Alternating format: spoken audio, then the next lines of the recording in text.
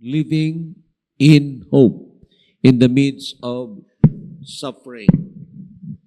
Sabi ko sa inyo at the outset nitong message na ito, unang series na ito, na tinatanaw natin ang panahon na ayon naman sa sinasabi ng Panginoon ay talagang panahon na medyo delikado. In fact, very emphatic and direct na sinasabi ng Panginoon, "This know also that in the last days, perilous time shall come." Mga huling araw, mapanganib na mga panahon ay talagang darating. At ito na nga po ang panahon natin. Tulungan tayo ng Panginoon. Gusto nating maset ang mind natin dito upang sa ganun makapamumuhay tayo na may pag-asa. Basahin natin ang verse 13, sabi diyan, "Therefore, preparing your minds for action and being sober-minded, set your hope fully on the grace that will be brought to you at the revelation of Jesus Christ. But as He who called you is holy, you also be holy in all your conduct, since it is written, you shall be holy, for I am holy."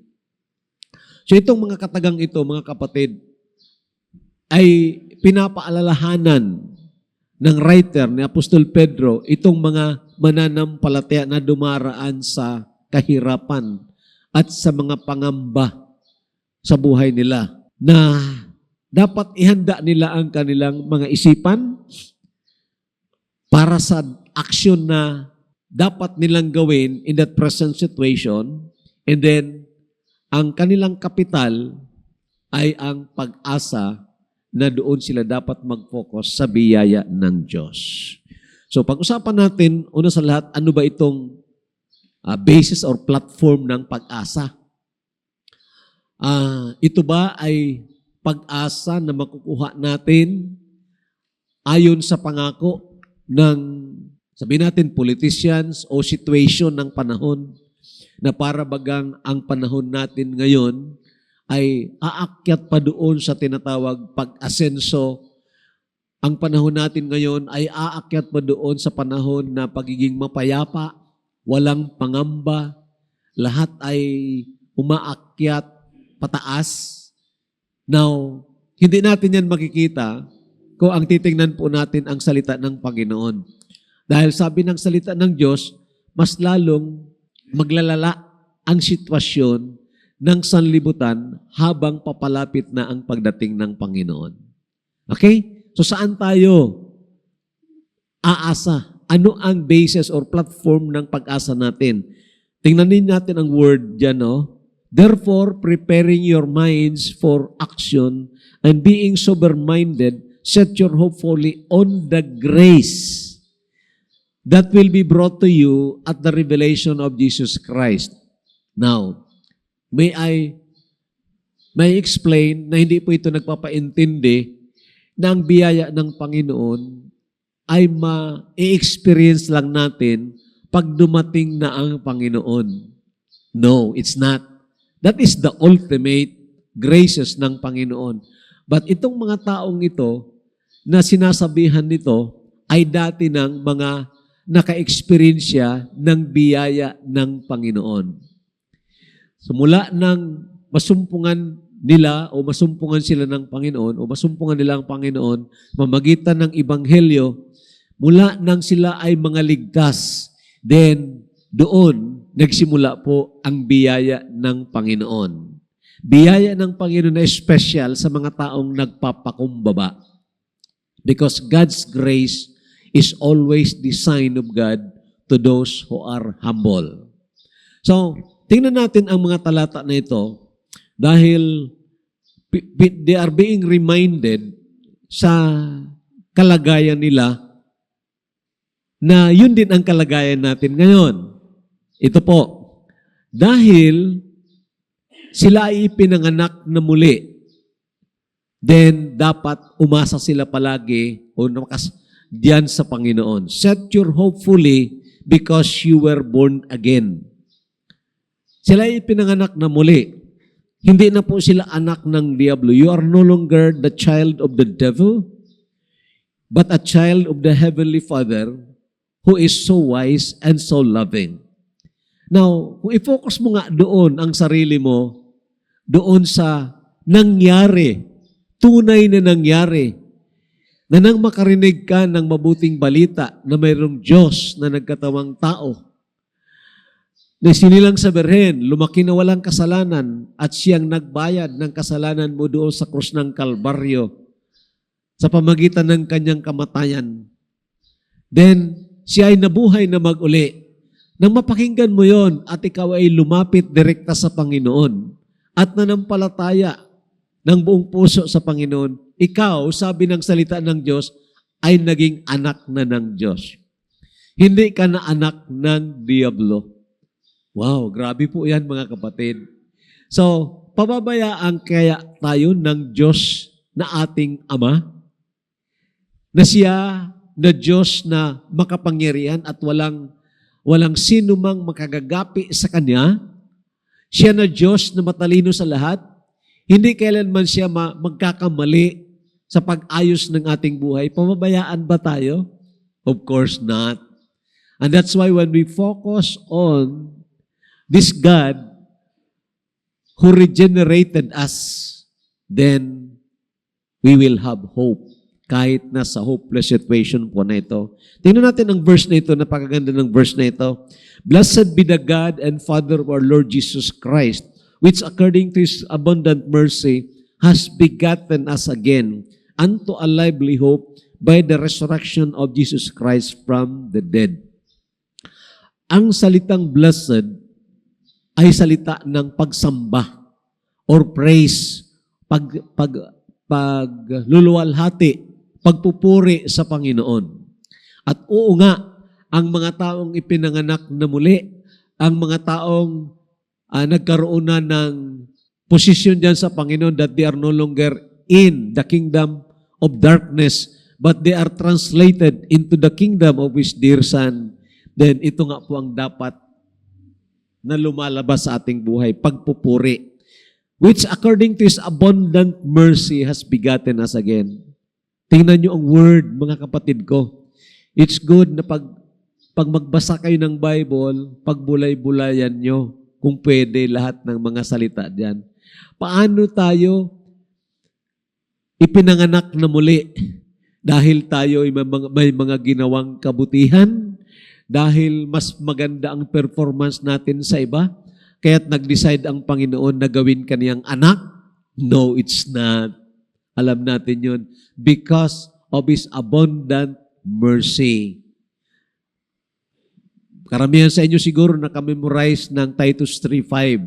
Not by works of righteousness which we have done, but according to His mercy, He saved us by the washing and regeneration of the Holy Spirit. Okay?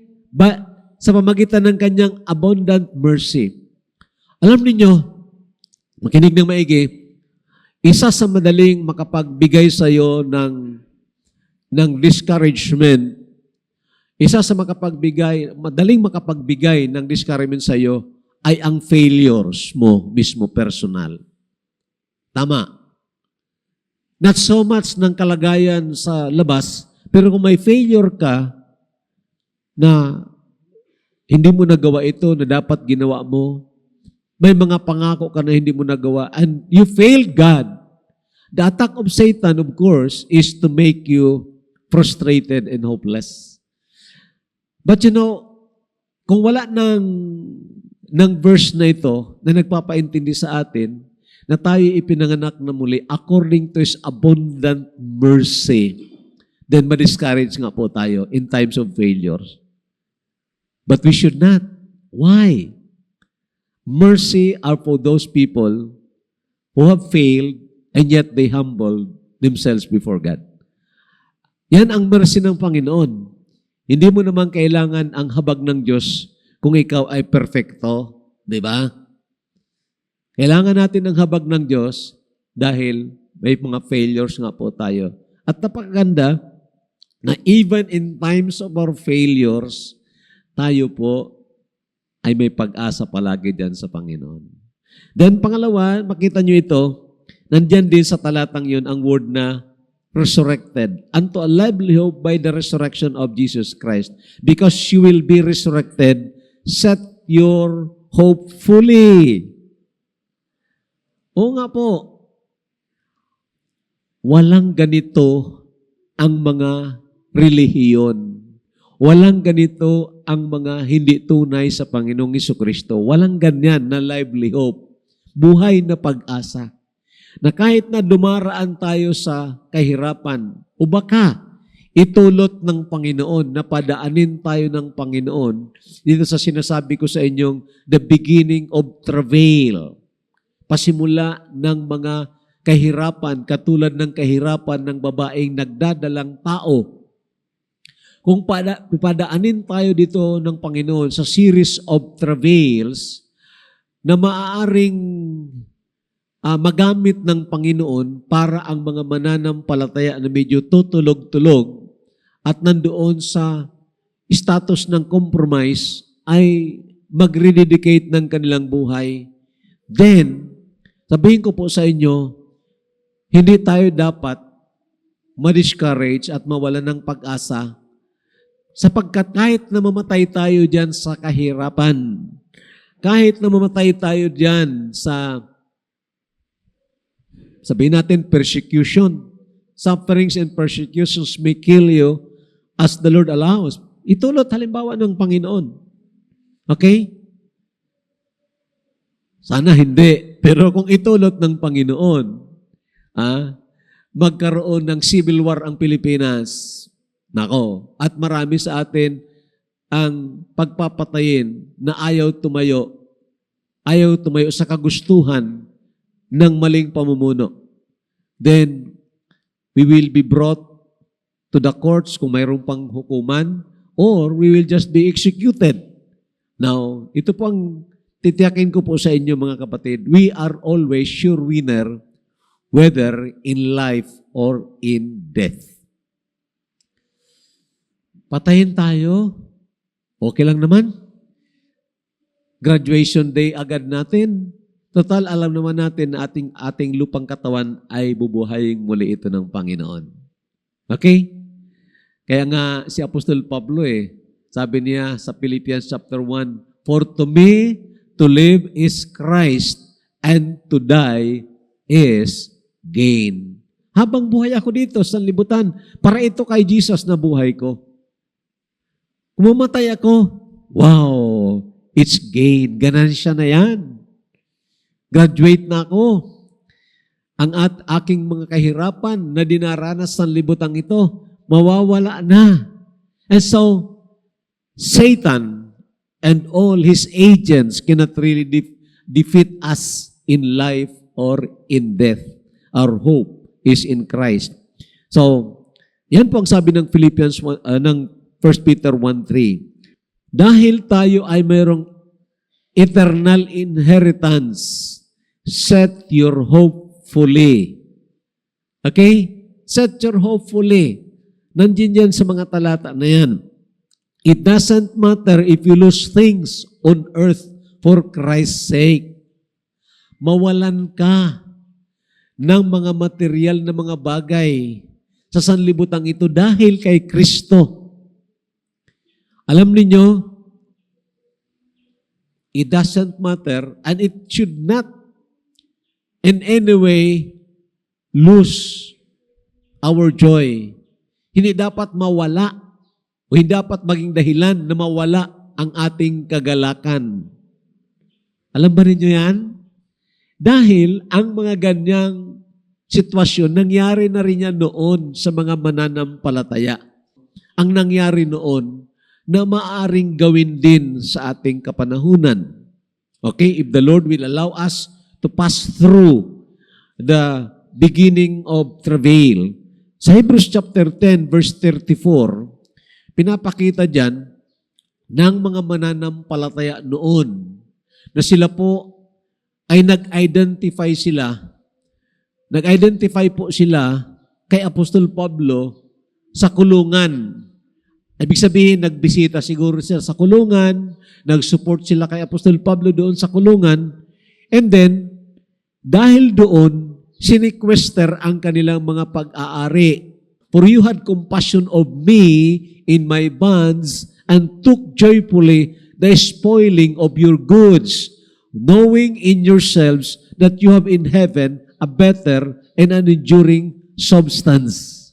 Tingnan po ninyo, ang nangyari sa kanila, nang sila po ay magpakita ng habag kay Apostol Pablo na nasa kulungan, ang ginawa sa kanila, kinuha ang kanilang mga goods, ang kanilang mga pag-aari, lupa siguro, mga gamit nila sa bahay, kinuha yon ng mga persecutors during those times. Subalit tingnan ninyo, hindi nawala po ang kanilang kagalakan. Hindi sila nag-discourage o na-discourage. In fact, they took it joyfully. Bakit? Because they know the truth. Alam nila ang katotohanan. They have an inheritance in heaven. At ito rin po ang kalagayan natin ngayon, mga kapatid ko, mga kaibigan. Kaya nga sabi ko sa inyo, we ought to focus on that hope. 1 Peter chapter 1, 4 and 5. Tingnan nyo ang verse na ito. To an inheritance incorruptible and undefiled that fades not away, reserved in heaven for you. Okay, tingnan nyo yan.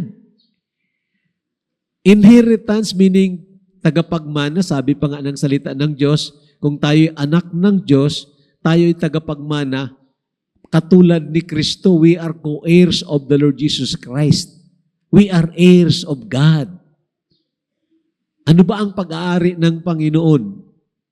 Dahil yun, dahil siyang ating Ama, then tayo'y kanyang mga anak, pag-aari din natin yon by the virtue of tinatawag inheritance, succession by inheritance. To an inheritance incorruptible. More than money po ito. Ang kwarta, ang pera, nawawala.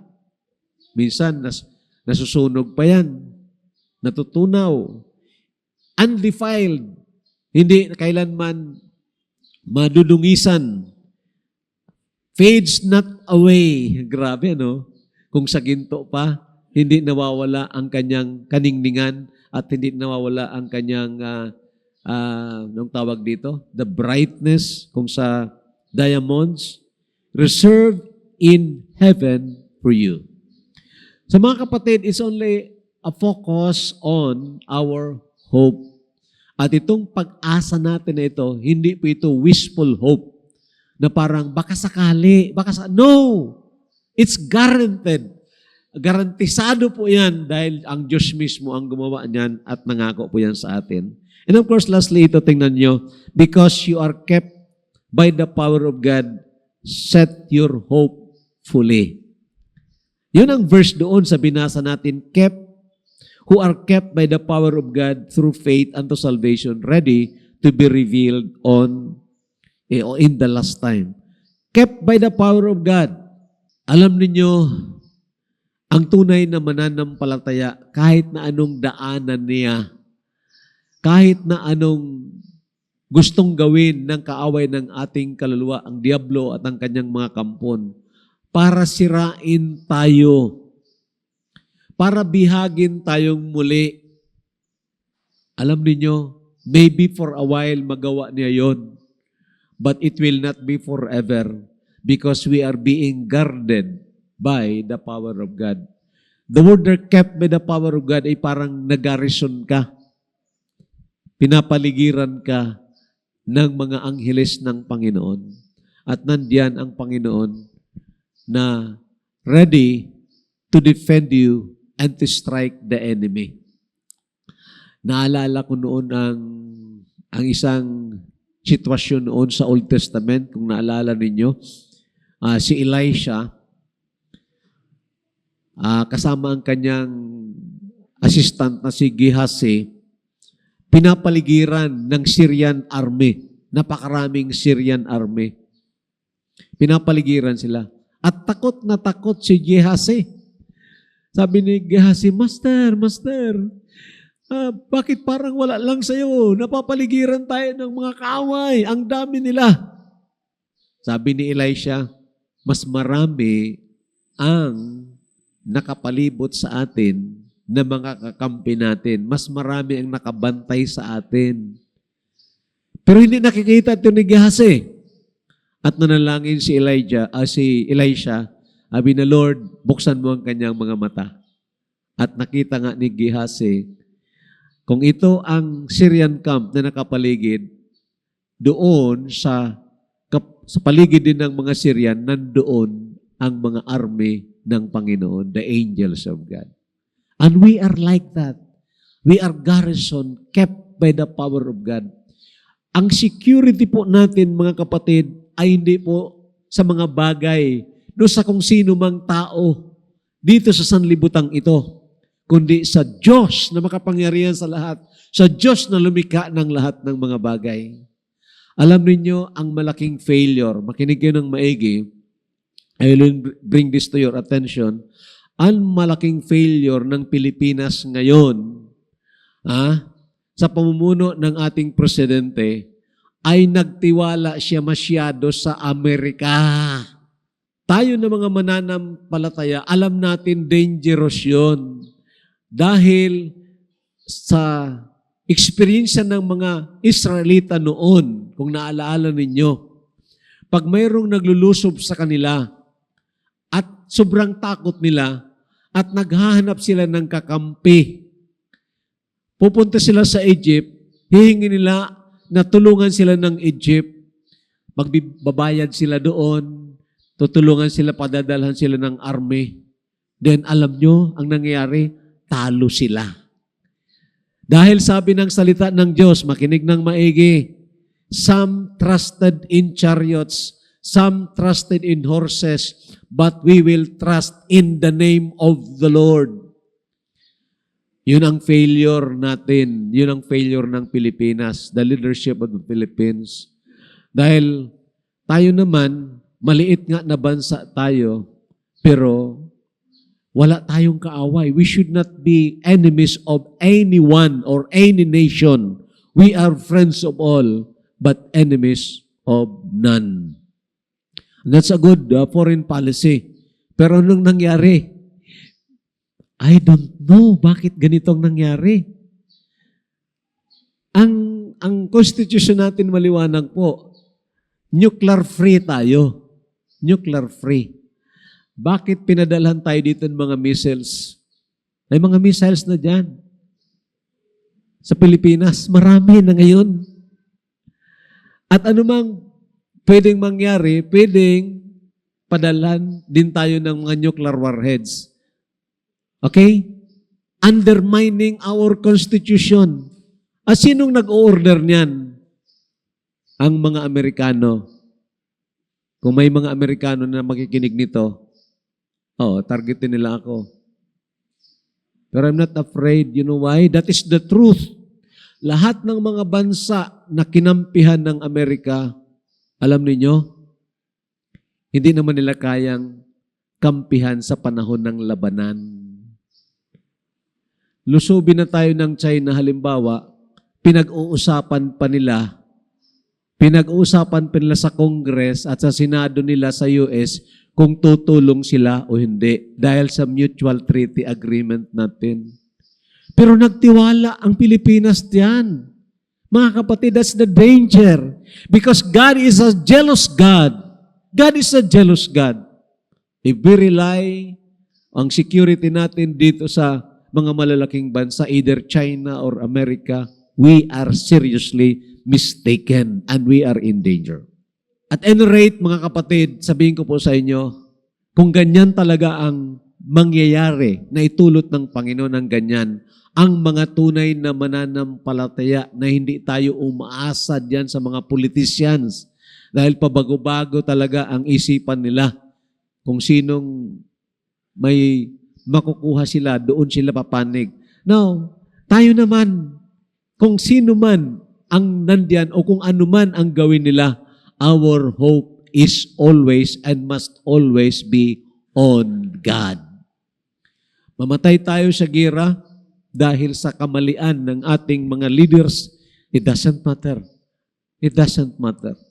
We are kept by the power of God Our security is not on things nor in any creature, but on God, the Creator of all things. Okay? Ano ang dapat na paghahanda?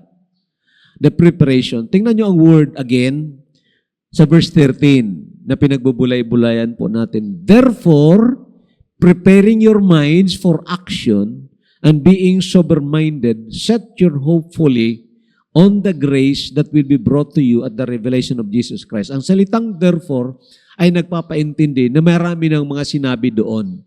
At yun nga na binanggit natin. Dahil ikaw ay ipinanganak na muli, dahil ikaw ay pinangakuan ng Panginoon sa pagkabuhay na maguli, dahil ikaw ay mayroong pamana sa langit na hindi kailanman masisira, hindi mawawala, dahil ikaw ay iniingatan ng Diyos, ihanda mo ang iyong pag-iisip for action. Kung mayroong action na gagawin, ano? Ha? Hindi po ito theory lang, doktrina lang. Hindi po, may action. Doon sa mga naintindihan natin, doon sa mga nalaman natin, at doon sa focus natin, ang pag-asa natin ay sa tunay at buhay na Diyos, then, hindi pa naman dumarating ang Panginoon, mayroon tayong dapat gawin. Okay? Set your action. Unawain mo natin ang word na preparing your minds. Sa King James Version, that's the word, gird up the loins of your mind. Ang baro kasi nila noon, ang attire nila, chaliko, parang chaliko. Okay? Nakasuot yan sila, pero bukas yan dito. Okay. So, para maging handa sila sa pagtakbo nila, anumang oras na kailangan silang tumakbo, either hinahabol sila or humahabol sila, para maging handa sila sa pakikilaban at hindi makahadlang ang kanilang mga chaliko, tinatalian yan ng belt. May belt yan. Yung word na gird. Okay? Now, ipinakahulugan ito sa ating isipan. Gird the loins of your mind. Ito raw na isipan natin, lagyan natin ng belt, ng sinturon. Okay? Bakit? Kasi kung minsan, lumilipad po ang ating mga isipan. Kung minsan, at hindi lang siguro minsan, may mga tao, even Christians, na warrior. Alam niyong warrior? Maganda sana kung warrior. Warrior. Palaging nag-aalala. Ay hindi makatulog at kunting kaluskos, takot na takot. Warrior. Lumilipad ang isipan at maraming focus na tinitingnan. And that is not good, mga kapatid.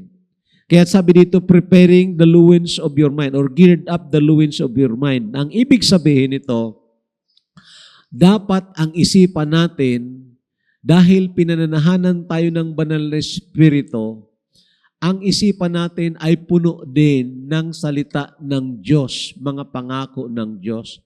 At aktibo ang ating mga kaisipan. We should have active, energetic minds. Hindi passive. Alam niyong passive na kaisipan? Ang doktrina niyan, kesira-sira. Bahala na. Patay kung patay. Total palangit ako, bahala na. Now, that is not the mind. That should not be the mind of every Christian. Okay? Oo nga, palangit tayo. No problem about that. Secure na tayo. Pero what about sa pagharap natin sa Panginoon with all the gifts and abilities na pinagkatiwala sa atin ng Panginoon? How about our stewardship?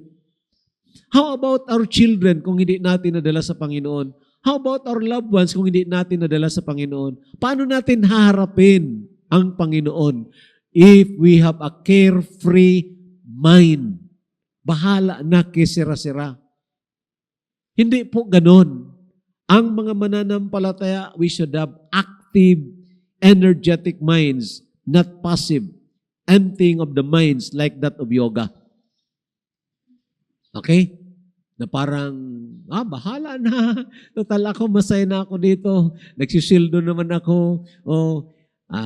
Hindi naman nagkukulang kami sa pagkain. Bahala na. Total palangit na ako, bahala kayo dyan. I will not get involved in that action because okay na ako. That is not the mind of a believer of Christ. Another word is being sober-minded. Ang sober-minded ay tao na alam niya ang ibig ipakahulugan ng salita ng Diyos. Mayroon siya ng clear apprehension of the truth. Now, lalo na sa ating kapanahunan ngayon, mga kapatid, na may mga Bible twisters, nililiko ang salita ng Diyos. Iniiba ang kahulugan. Hindi po tayo madadayaan kung tayo po ay nakakaintindi, tama ang pag-intindi sa katotohanan. Kaya't palaging sinasabi ko sa inyo, magbasa kayo ng salita ng Diyos, tingnan ninyo ang konteksto, ano ba ang pinag-uusapan, magsimula kayo magtanong, make some observation, sino ang nagsasalita, ano ang sinasabi, bakit sinasabi niya ito, ano ang mga nandito, utos ba ito, pangako ba ito, ano ba ito? Yun ang pagbubulay-bulay sa salita ng Panginoon. Pero kung isigulaki tayo na tao, nakarinig tayo dito, karinig tayo dito, labas yan dito, habang nakikinig ka, sabi, tama yun, sabi ni Pastor, tama yun. Pero dahil hindi na-store sa isipan mo at sa puso mo, hindi mo inintindi talaga, pagdating mo ng bahay, wala na. And I tell you, we should not be like that. We should be sober-minded.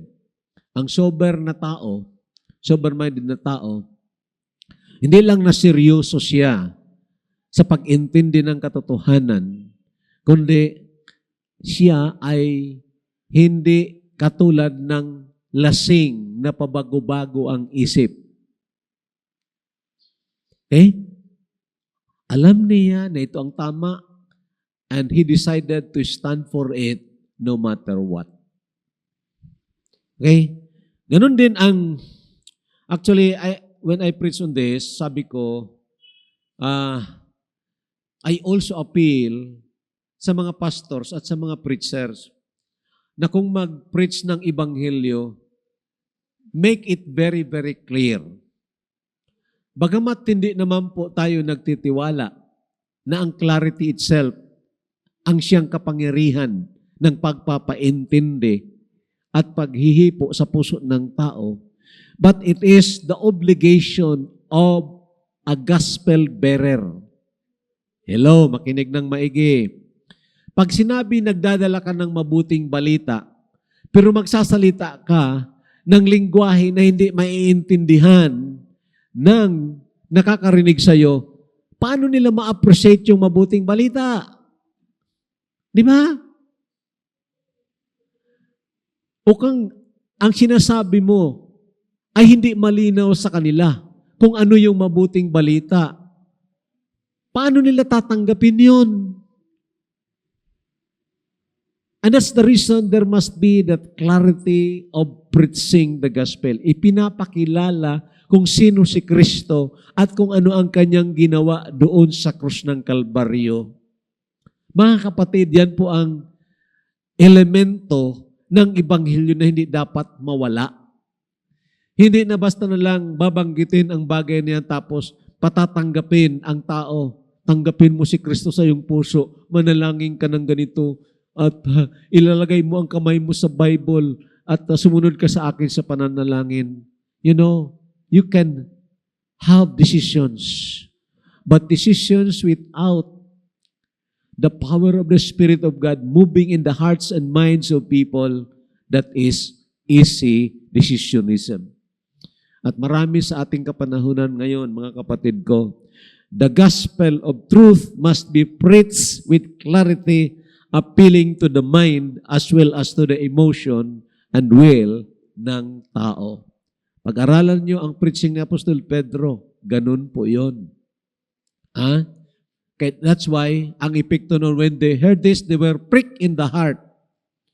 And nagtanong sila sa mga apostles, "Men and brethren, what shall we do?" So naapektahan ang isipan nila, emotion nila, at ang kanilang will.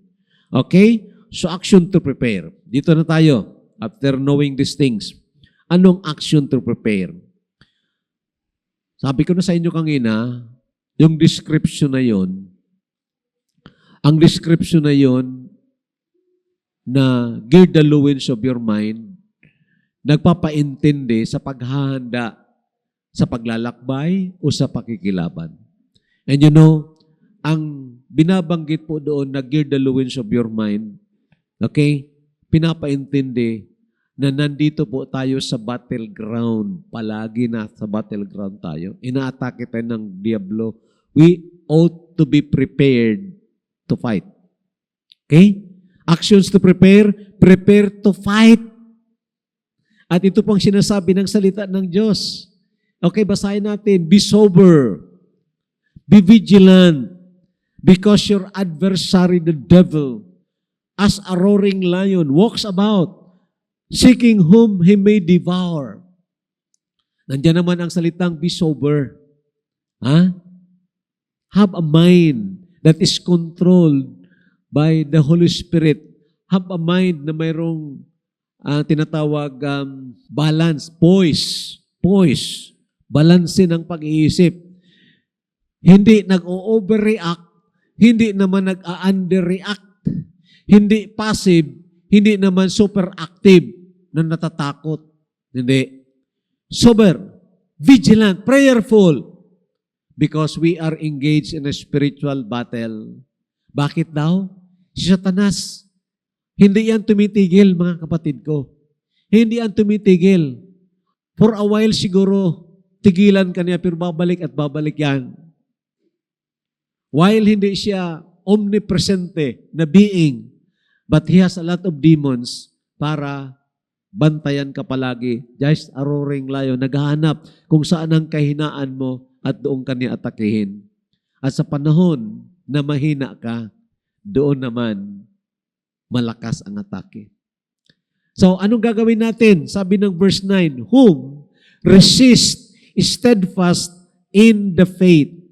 Ang word na resist, that is a warfare term. Meaning, term yan sa tinatawag pakikipagdigma, pakikipaglaban. Resist, to withstand and fight. To withstand, defend, and attack. Okay? Tatayo ka, defensahan mo ang posisyon mo, and then, mag-atake ka. Mag-counter-attack ka. Yun po ang resist. At alam po ninyo, mga kapatid ko at mga kaibigan, pinapaintindi sa atin dyan, na hindi po lakas natin o determinasyon natin o mga kaparaanan natin ang pwede nating gamitin na panlaban sa kaaway ng ating kaluluwa. Hindi po. Resisted, steadfast in the faith. Meaning, diyan sa mga itinuro sa atin ng salita ng Diyos na mga gagamitin natin na parang sabi nga doon sa Ephesians chapter 6, okay? Yung word of God, the rema, the sayings, na ito ay nagpapaintindi na parang ang salita ng Diyos ay parang armory. The Bible is like an armory. Na dapat alam natin ang tamang armas na panggamit diyan every time na may atake sa atin in that particular area. Hindi po na, halimbawa, inaatake ang isipan mo sa mga lustful na mga bagay. Lustful, mga pita ng laman, ganon. Hinihikayat ang isipan mo. Anong gagamitin mo na panlaban? Jesus wept. Verse. Ganon? O kaya, John 3:16. Dahil yun lang ang memorize mo, yun lang alam mo, John 3:16. Para kang katulad ng isang tao na naniniwala na kung mayroong mga aswang daw, naglalagay ng walis doon sa pintuan para umalis yung aswang. Naglalagay ng kalamansi at ng bawang para pampalaya sa masamang espiritu. No, we are not like that. We should know the right weapon sa sa eksaktong atake. Okay? Atake sa isipan natin. Usually, our minds is the battleground. Nandyan po yan ang simula ng atake. Sinasabihan po tayo ng salita ng Panginoon, the weapons of our warfare are not carnal, but mighty unto God, unto the pulling down of strongholds. Kaya niyang gibain, kaya niyang sirain ang mga itinayo ni Satanas dyan sa isipan natin, mga muog ng mga ideya, mga filosofiya. Kayang gibain yan ng salita ng Diyos. Okay? Casting down imaginations and every high thing, sabi ng salita ng Diyos. Ano mga imaginations? Ano mga spekulasyon diyan? It can be turned down or break down by the Word of God. So we have to know the Word of God, mga kapatid ko. Paano makaiwas ka sa pandaraya halimbawa? Makinig ng maigi. Halimbawa, may mag-preach sa inyo na magsabi, ito, ang mga hindi naman bawal sa mga Israelita na magsipag-asawa sila ng hindi mga Israelita. Hindi naman bawal, hindi naman pinagbawal, pwede silang mag-asawa ng mga foreigners. Is that true or not? At ang gagamitin, kasi si Moses nag-asawa ng Egyptian, si Joseph nag-asawa ng Egyptian, si Moses nag-asawa ng Ethiopian. Is that true? Ang tawag ko dyan, Bible twisting. Dahil basahin mo ang Nehemiah chapter 13, maliwanag po diyan, pinagbawal sa mga Hudyo na mag-asawa sila ng hindi parehas nilang lahi. Sinampal nga ni Isra yung mga gumawa noon. Sinabunutan ni Isra. So, beware of that. Marami ngayon, mga kapatid ko. Pwede kang madayaan kung hindi mo alam ang salita ng Diyos. Maraming mga bagay na kailangan tayong i-deal sa ating kapanahunan ngayon. Resist steadfast in the faith, knowing that the same afflictions are accomplished in your brethren that are in the world. Prepare to live in practical holiness. Verses 14 and 16. Basahin muna natin ang 14. As obedient children, not conforming yourselves to the former lusts as in your ignorance, but as He who called you is holy, you also be holy in all your conduct, because it is written, be holy, for I am holy. Pinapaliwanag dito sa atin na ang mga mananampalataya ay dapat mamuhay sa pamumuhay na separado sa kasalanan. May dalawang pakahulugan dito ang word na holiness. Ang una yung personal na holiness. Na ikaw mismo, ako mismo, alam mo na yung mali, alam natin yung hindi tama, iwasan natin yon. Humiwalay tayo doon. Huwag tayong magkonforme sa mga ginagawa na kamalian ng sanlibutan. Be not conformed to this world. And then, ang pangalawa ay yung holiness na relational. Meaning, dahil tayo ay mga reflectors of God's holiness, then makikita dapat sa buhay natin ang pasyon ng Panginoong Jesucristo kung paano matulungan itong mga tao na nasa kadiliman para madala natin sila sa liwanag. Meaning, hahanapin natin ang pinaka-the best na pwedeng magawa natin sa kanila. Ano kaya ang pinaka-the best na magawa natin sa taong hindi mananampalataya? Anong pinaka-the best? Bigyan natin ng bigas. Okay? Okay yun. Pero hindi yun ang pinaka-the best. Bigyan natin ng kapital sa trabaho. Okay yun. Pero hindi yun ang pinaka-the best. Maaring gamitin natin yun as tulay. Tulay, ang tawag natin acts of love. Tulay natin yun para i-present natin ang pinaka-the best sa kanila ay ang ebanghelyo ng Panginoong Jesucristo. We should be reflectors of the life of Christ sa kanila. Yan po ang ibig sabihin na, but as He who called you is holy. Ang nagtawag sa iyo ay banal. Separate from sin. And of course, that is absolutely separate ang Panginoon diyan. So, tayo daw ay maging ganun din. Hiwalay tayo sa kasalanan sa lahat nating na pamumuhay. Hindi tayo maging katulad ng mga unbelievers na natutuwa pa sa paggawa ng kasalanan. May another word pa dyan sa 1 Timothy, I think 1 Peter chapter 2. Be honest. Sa gitna ng mga Gentiles, be honest. Maging honesto tayo. Okay? Huwag tayong sumama sa kanila, sa kanilang mga pandaraya. As obedient children, not conforming yourselves to the former lust as in your ignorance, but as He who called you is holy, you also be holy in all your conduct, because it is written, be holy, for I am holy. Meron pang isang punto dito na gusto kong liwanagin sa inyo. Dahil ang context ng 1 Peter is grace in times of suffering. So, paano tayo maging reflector of the holiness of Christ or the life of Christ kung tayo ay naghihirap o pinahihirapan o kaya inaapi? Paano tayo maging reflector? Paghigantihan natin ang mga umapi sa atin. Labanan natin. Okay? Hanap tayo ng paraan para pabagsakin sila. Now, hindi yan ang ugali ng Panginoong Jesucristo. Kung pag-aralan nyo, sabi ng 1 Peter chapter 2, for herein you are called, leaving you an example, na siya ay naghirap, bagamat siya ay kinutya, bagamat siya ay inalipusta, hindi siya gumanti sa pag-alipusta. And I think that's a good testimony for Christians na daraan sa mga kahirapan, daraan sa pagpipersecute dahil tumatayo sa katotohanan.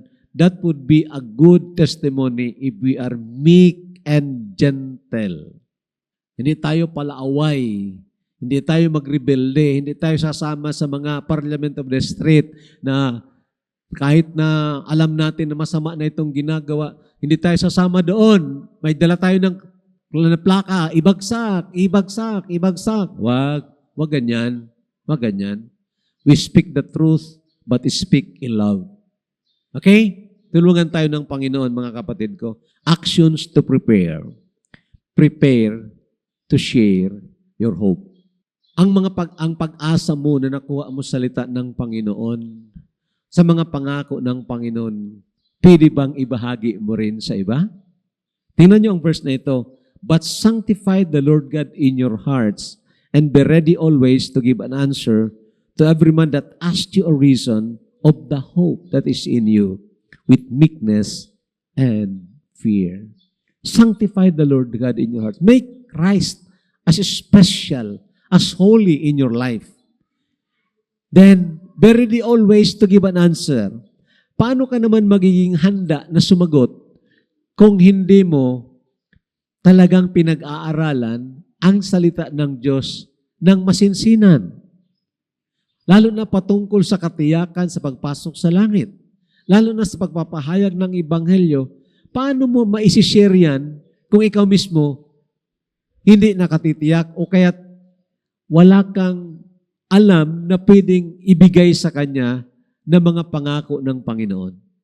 Okay? So that's why, kung tunay tayo na naligtas, umaasa diyan sa mga pangako ng Panginoon na talagang hindi magkakamali at hindi mapapako, then be ready to give an answer ng pag-asa. Huwag makidibate. Okay. Huwag makidibate, but learn to share your hope. The hope that is in you with meekness and fear. Tulungan po tayo ng Panginoon, mga kapatid, mga kaibigan.